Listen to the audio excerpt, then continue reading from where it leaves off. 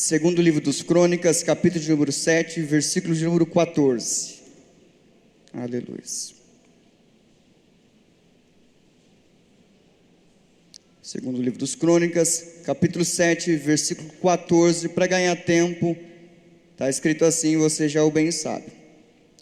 E se meu povo que se chama pelo meu nome se humilhar e orar e buscar a minha face e se converter dos seus maus caminhos, então eu, o Senhor, ouvirei dos céus, perdoarei os seus pecados e sararei a sua terra. Amém? Igreja do Senhor, o contexto desse versículo de número 14 vai se iniciar a partir do versículo de número 1. Salomão está organizando a inauguração do templo e ele não preparou uma festa pequena.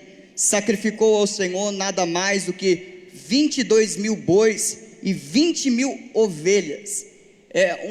Algo sublime. Todas as congregações de Israel, tribos, estão reunidas a fim de prestigiar aquilo que fora feito com tanto esmero, carinho e tamanha dedicação.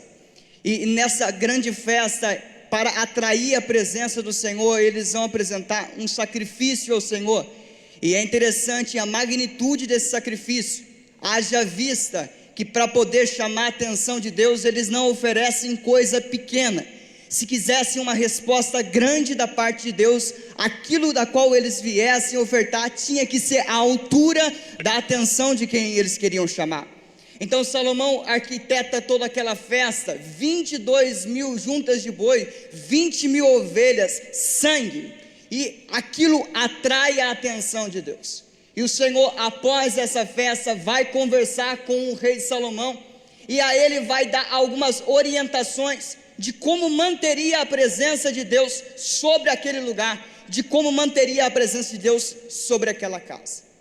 Eu quero abrir um parênteses com relação ao lugar aonde eles escolheram para construir o templo, sobre um monte onde outrora fora testemunha daquilo que o patriarca Abraão, sendo convidado por Deus para sacrificar o seu filho, sobe este monte a fim de ofertar o seu filho, que no seu coração já havia sido ofertado mesmo antes do ato consumado.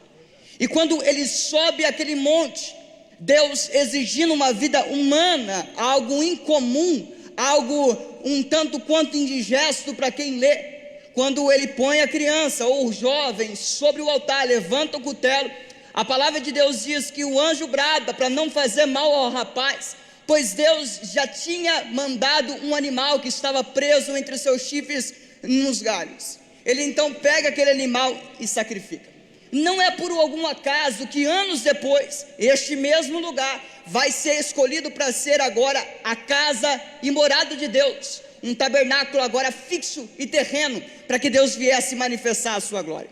Neste lugar que outrora vivera essa história, Deus não queria apenas que eles oferecessem animais, Deus não queria que oferecesse os 22 mil bois, nem as 20 mil ovelhas. Deus queria deles algo além do que uma oferta extra. Queria, assim como a história outrora daquele monte, um sacrifício de vida, uma entrega contínua e inteiriça para a presença de Deus. E por isso, quando o Senhor vai ter o diálogo com Salomão, ele vai dar uma condição. E ele vai iniciar a sua frase condicional dizendo: e se meu povo, olha, ele não fala, e se as minhas ovelhas, ou se as vacas, não, ele não fala sobre a oferta outrora apresentada por eles, ele já vai direto ao ponto. Eu não quero apenas as ovelhas, eu não quero apenas os bois, eu quero o meu povo que se chama pelo meu nome. Se esse povo que se chama pelo meu nome humilhar, ou seja, sacrificar a sua própria vida, converter, uma mudança radical, então eu vou fazer alguma coisa. Preste bem atenção e eu vou encerrando aqui. Deus vai dizer algo para eles condicional. Havia uma condição para a presença de Deus ser atraída. Qual? A entrega da vida por inteiro. E se meu povo, e a lei se baseia nisso. A lei se baseia numa condição. sacrificavam um animal a fim de atrair a presença de Deus, sacrificavam o animal a fim de o pecado ser perdoado, e agora angariar o favor da parte de Deus. Todas as vezes que se ofertava alguma coisa, era para chamar a atenção de Deus, então havia uma condição. Só que o salmista vai dizer que mediante a lei, todos pecaram e estão destituídos da glória do Senhor Deus. Então, segundo a cláusula apresentada, ninguém era digno. Segundo a cláusula apresentada, todos não cumpriram com as condições, pelo contrário, descumpriram ela. Por isso Deus vai dizer que não havia um justo sequer. Só que preste bem atenção na história já mencionada. Quando Abraão pega a criança ou o rapaz para sacrificar, para entregar uma vida, Deus brada dizendo: calma, eu pedi isso para você, mas eu sei que você não é capaz de fazer isso. Eu sei que você não é capaz de se entregar por inteiro. Por isso, eu já mandei um cordeiro. Quando eles não cumpriram a condição, Deus brada do céu dizendo: não há um justo sequer, então eu vou chamar o meu filho, que é o cordeiro, para entrar no lugar. Na lei havia uma condição, e eu encerro na carta aos Efésios, capítulo de número 1,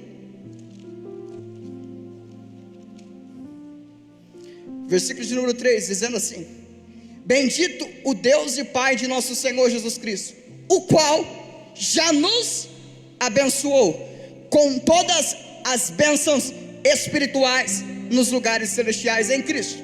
Então eu resumo entregando uma mensagem dessa forma: eles foram para oferecer vida, não foram capazes de cumprir isso. Então, mediante a quebra da cláusula, mediante a quebra da condição, eles foram reprovados.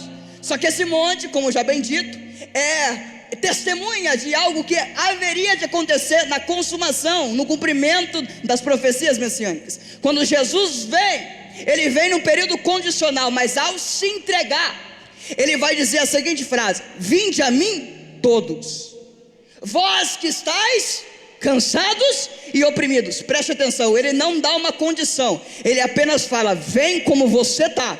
Porque segundo a carta aos Efésios, capítulo 1, versículo 3, ele não vai abençoar, ele não vai fazer chover, ele já tem feito. Bendito o Deus e Pai de nosso Senhor Jesus Cristo, no qual já nos abençoou.